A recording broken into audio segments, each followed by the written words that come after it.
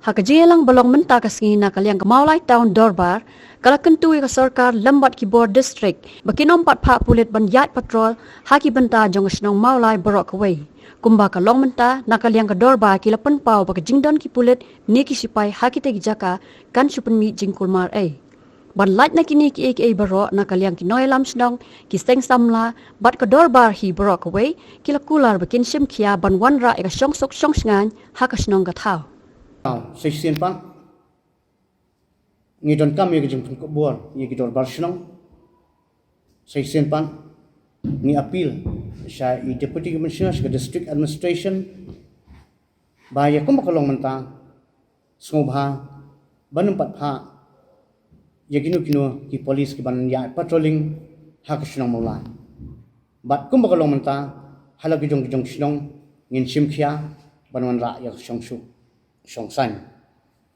Kawai pan, menin ngiladon kejengnya kendua, kumtabut deputy commissioner ngiladon ru kejengnya kendua, bat uci minister, bat kumjuk ru bat deputy chief minister, baru angut ki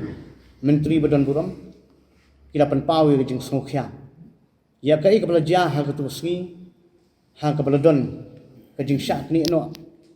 kita kitiar ki am sengilapan nong, bak kepala don ru. Kijing jah kiba penun rak ya kijing songsi ya.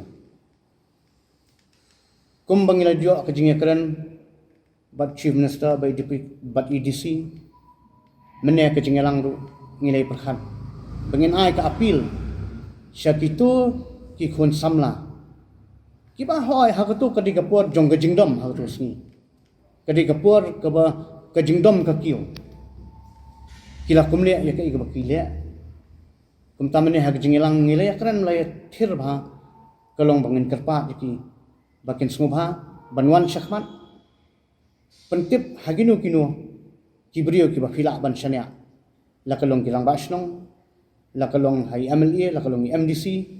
ban ai ke jingtip kat kum ka kular ka bana chief minister hi wang ngidon kam tang ye kitiar ngim don kam ban tip ki kibrio je ula ai ke jing kular Bakanum dan kanu kajing penstam neritang kawai kalong ba ya kitu kitiar ya kabakila kumsim kin sngobha ban pentip ban penpai no lada kibadat hakanu no jakaru kila se banum pen pawil dia kila ban tho di nu ikot ban ai hu nu responsible citizen u jongka shnomulai bakit clear ban pentip khnang ban la ban recover yang ya kita kitiar kita kadai kabangia